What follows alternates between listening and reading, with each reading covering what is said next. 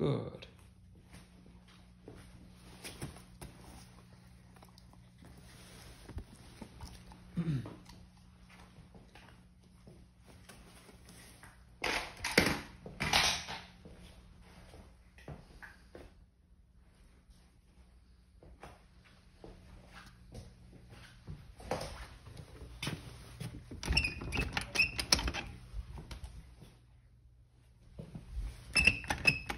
Good. Okay, so when I'm bringing the food back to him here, I'm still teaching him about the bed itself, making that connection. So what I like to do, good, I'm gonna mark it, treat to nose, closed hand, drop it onto the bed. This little move here prevents people from throwing food onto the bed and having the food ultimately bounce off and the dog make an error and chase the food. So I've been seeing so much of that recently. This is kind of one thing that I've started doing even on my walking techniques, where I'm bringing the food to their mouth with a closed hand and then dropping it on the floor. So this way, the dogs are actually seeing the food that gets dropped on the floor with the walking technique that I do. And then on the bed, early on, we're still making that connection to the bed. Right here, we're just proofing the place command. So teaching Mamba that, even though I'm away from the bed, so I'm probably about 10 feet from him here, that he can't follow me. He doesn't need to follow me. He'll get paid for staying there. So that's kind of our distance element. Duration, so the 3 Ds of dog training, we have distance, duration, and distractions. The duration is actually what I started building first, because without duration, you can't, start adding distractions. You can't really add distance. So I start with duration for place. And now you can see I open up his food bowl containers right next to him. He's got treats scattered and food scattered on the floor. I was doing things like he likes to pick up my kids' toys, so I'll move them like that. And this is a really good way to start teaching impulse control here. And you can see that I'm able to freely move. Good. I like to periodically check in with him and pay him. Other things that I'd be paying him for here, any sort of downshift. So when I see him, go from standing to sitting, sitting to laying down to resting his head, and anything that, occurs after that, I'm gonna mark him for it. And eventually I'm only gonna release him when he is laying down. So this way, there's obviously layers to teaching something, but right now he's still learning that good things come from the bed, right? So he's gonna be learning that. And we're still kind of partially there.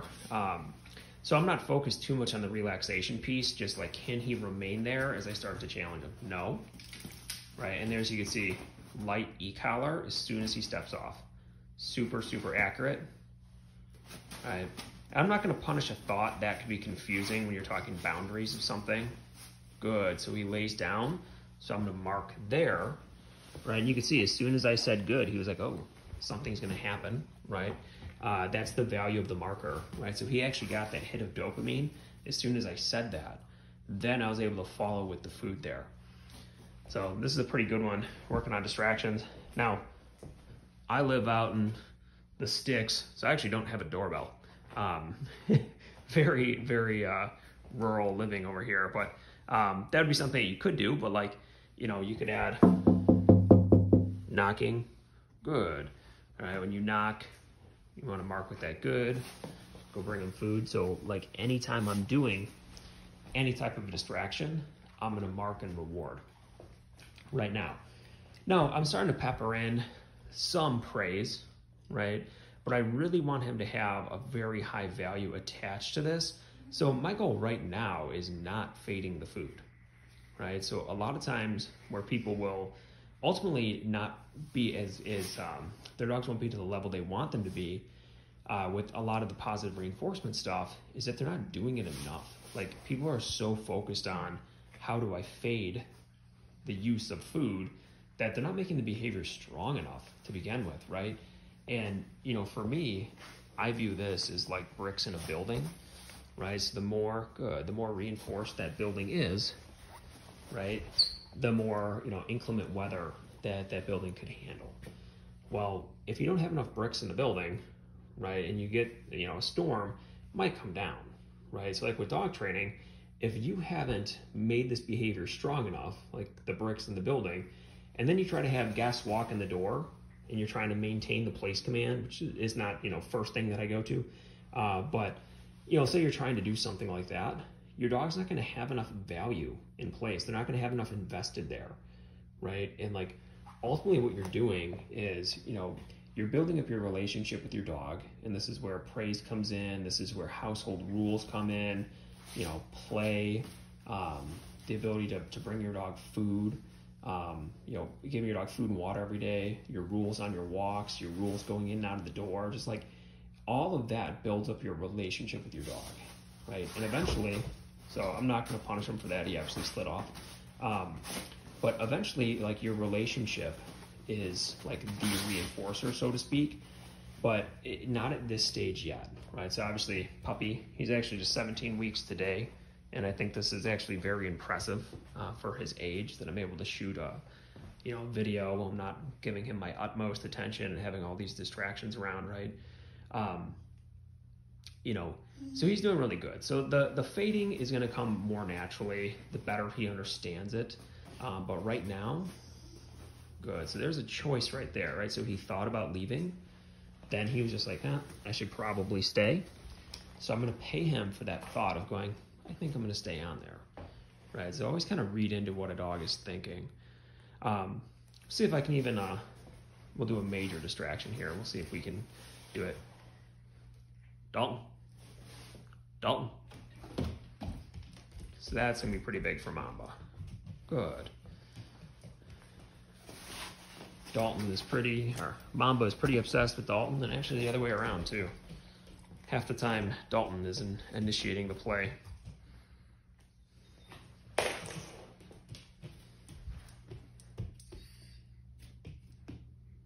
Good morning. Good, right? So there's that. When Mamba chose to sit right there, he's kind of like getting deeper into that state of like, I'm going to stay there, right? So I'm viewing that as like a mental commitment. So if I pet Dalton a little bit, because you got to pet Dalton. What a good boy. What a good boy. So that got him. No. Place. All right, so now I'm going on my e-collar until he turns around. No. Body block right there. Place. Good. Good boy. Jealousy. Good.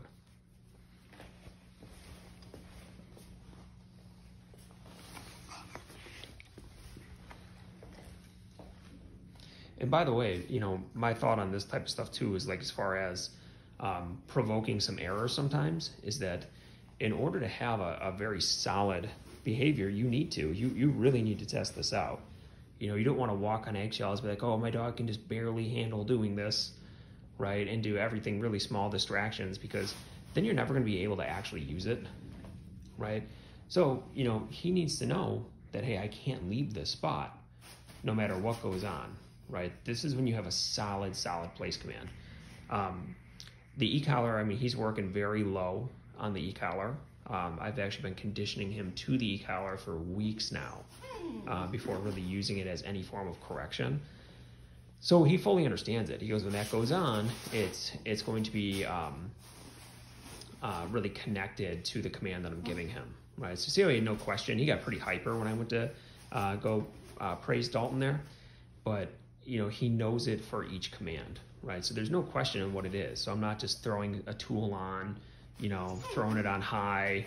He has no idea what I'm doing. Like, he's fully aware of what it is, what I'm doing. He's fully aware of markers, fully aware of corrections, leash pressure, spatial pressure, right? So that, when I talk about like my dog training inputs, I'm talking about the techniques that build up the skills of training, right? So we've practiced spatial pressure like separately of everything. We practice e-collar conditioning separate. We've practiced markers and leash pressure and all of it. Like, we've done all of it separately. Food luring, right? It's all there. Good. So he's not missing any groundwork.